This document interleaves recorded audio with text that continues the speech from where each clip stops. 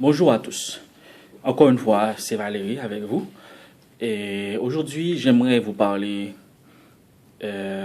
d'une question, je peux dire d'un sujet très important, d'un sujet d'actualité. Et c'est en ce qui a trait, ok, avec vos transactions bancaires. Et voilà ce que je pense exactement. J'ai pensé à 11 conseils, 11 petits conseils que vous pouvez pratiquer lorsque vous faites des transactions à la banque.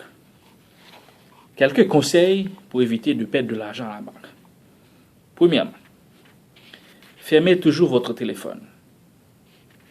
Deuxièmement, ne permettez pas au caissier d'en faire usage.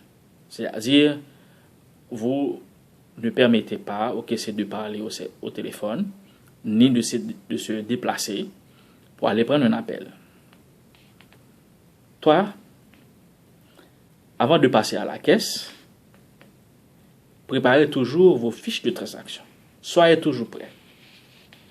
4. Ne faites pas de retrait dépassant 1000 gouttes. Ne faites pas de retrait dépassant 1000 gouttes ou 25 dollars US. Prenez le minimum que possible. Ne prenez pas un montant d'argent, ok, pour vous attirer des ennuis plus tard. Évitez ça. 5. Si vous devez faire, du moins, si vous devez recevoir un loyer de votre locataire, vous lui direz de vous rencontrer à la banque où vous avez votre compte. Une fois là-bas, passez à la grande caisse. Demandez au locataire de remettre l'argent au guichet. De quoi le caissier pourra détecter les faux billets cachés, les faux billets cachés parmi les vrais. N'allez jamais chez le locataire pour recevoir un loyer, un montant d'argent. On ne sait jamais. Ce dernier pourra appeler un complice pour vous cambrioler plus tard. De ce fait, ayez toujours une autre chemise dans votre sac. C'est-à-dire, la chemise que le locataire verra sur vous, lorsque vous laissez la maison, changez de chemise. Changez de coiffure si possible. Portez un chapeau. Comme ça, si le locataire appelle son complice, il pourra donner une description de vous. Et le complice ne pourra pas vous voir. C'est simple. Si vous devez payer votre locataire, votre propriétaire, demandez un chèque de paiement, du moins un chèque de direction, ou du moins on peut dire un ordre de paiement. Demandez à votre banque de vous donner un autre paiement, un chèque de direction, et vous remettez ce chèque à votre propriétaire. Du moins, si le propriétaire refuse le chèque, vous n'avez qu'à lui dire, mon cher, donnez-moi le numéro de votre compte en banque, je vais vous faire un dépôt. Et excusez-moi, je suis un peu fatigué. Et après le dépôt, il faut lui donner le reçu. Le reçu sera comme preuve que vous avez payé. Septièmement, si vous êtes obligé de faire un trait d'une haute somme, dépassant 1000 gouttes, 10 000 gouttes, 5 000 gouttes, 20 000 gouttes, 25 000 gouttes, etc., faites-vous toujours accompagner de membres de votre famille. N'allez pas seul à la banque. Soyez toujours accompagné de membres de votre famille ou d'un ami. Huitièmement,